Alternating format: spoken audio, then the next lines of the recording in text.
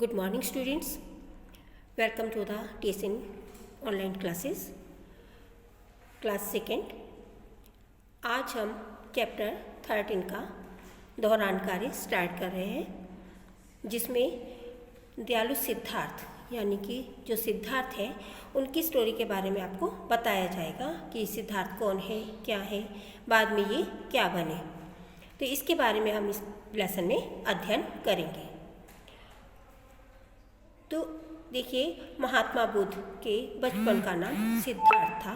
वे बहुत दयालु थे। यहाँ उनके जीवन की एक घटना के बारे में बताया जा रहा है।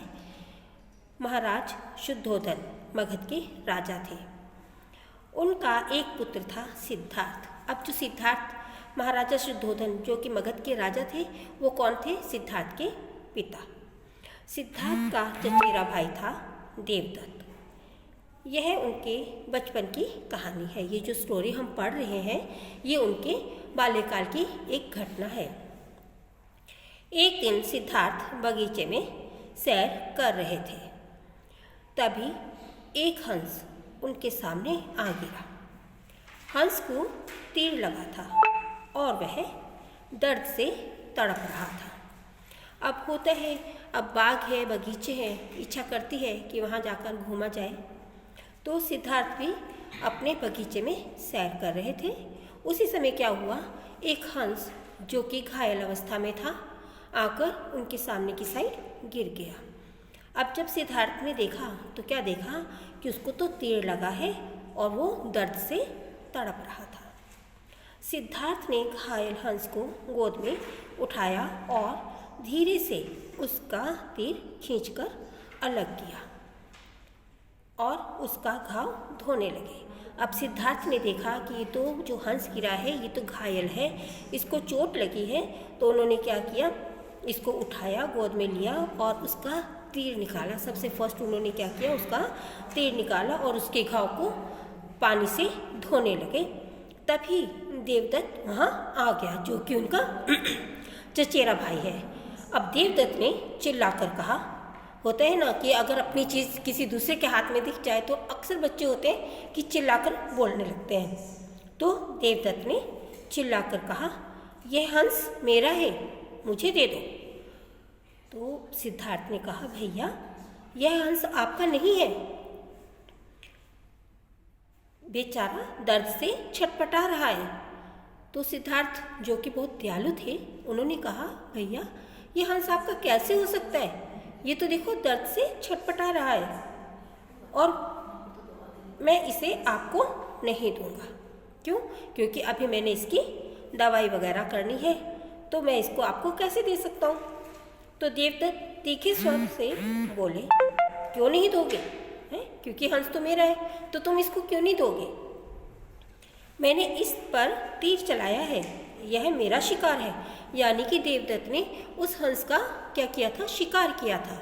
तो वो कहने लगे, यह हंस तो मेरा है क्योंकि मैंने इसका शिकार किया है, तो तुम इसको कैसे ले सकते हो? अब सिद्धार्थ ने कहा, यह आपने अच्छा नहीं किया। हाँ, आपने एक हंस पे तीर चलाया है, ये तो बिल्कुल ही गलत बात है। किसी भी प्राणी को चोट पहुँचाना ठीक नहीं है। क्यों? हम किसी भी प्राणी को दर्द क्यों दें? अगर हम उसको सुख नहीं दे सकते तो उसको दर्द देना भी ठीक नहीं है। तो आपने इसको तीर क्यों मारा, क्यों चलाया इस पर तीर? तो देवदत्त कहने लगे, यहाँ पशु पक्षियों के शिकार खेलने पर रोक नहीं है। ये जो राज्य है, यहाँ पर पशु पक्षियों का शिकार तो होता ही है। मैंने शिकार कर लिया तो कौन सी बड़ी बात हो गई? बहस मत करो और मेरा हंस मुझे फ़ौरन लौटा दो। तुम मेरे साथ बहस नहीं करो, है ना? मुझे आगे से आगे नहीं बढ़ाओ और ये जो मेरा हंस है तुम फ़ौरन से मुझे वापस दे दो। सिद्धार्थ ने कहा, नहीं, मैं इसे मरने नहीं दूंगा। अब सिद्धार्थ जो है वो तो प्राणियों पर दया करते हैं, वो उसको कैसे दे सकते हैं? उन्होंने क्या कहा, मैं तो इसे मरने नहीं दूंगा, चाहे आप कुछ भी कर लें। अब आप भैया कुछ भी करो, ये हंस तो अब मेरी शरण में आया है, मैं तो इसकी रक्षा करूंगा ही। देवदत्त कहने लगे, तो ठीक है, महाराज के पास चलते हैं अब तो वे ही फैसला करेंगे। अब देवदत्त को तो बहुत गुस्सा आया हुआ है कि मैंने इसका शिकार किया है और ये तो मुझे हंस दे ही नहीं रहे, है ना। मैंने शिकार किया है तो मेरा होना चाहिए। तो कि चलो चलो महाराज के पास चलते हैं, वही फैसला करेंगे किसका है, क्योंकि मैंने शिकार किया है, हंस तो मेरा ही होना चाहिए। अब दोनों भाई हंस को लेकर महाराज शुद्धोधन के पास आए। शुद्धोधन जो कि सिद्धार्थ के पिता हैं उनके पास आए राजमहल में।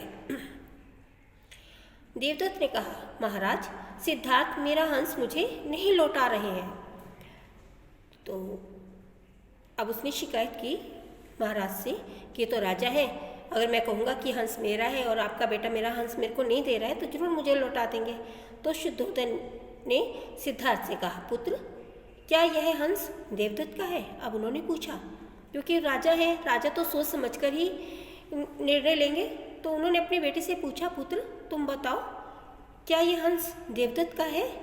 सिद्धार्थ ने विनम्रता से कहा, नहीं पिताजी, हंस ने देवदत्त ने इसे मारने के लिए तीर चलाया।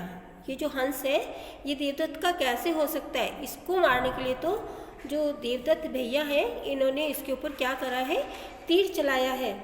यह घायल छटपटाता हुआ मेरे सामने गिरा, मैंने इसे बचाया है, इसलिए यह मेरा है। यानी कि जो हंस है, हंस को देवदत्त ने तीर मारा था, वो घायल हो गया था और छटपटाता हुआ कहाँ आया था? सिद्धार्थ के सामने गिरा था, क्योंकि वो बगीचे में घूम रहे थे और वहीं कहीं देवदत्त भी शिकार कर रहे थे, ठीक है ना।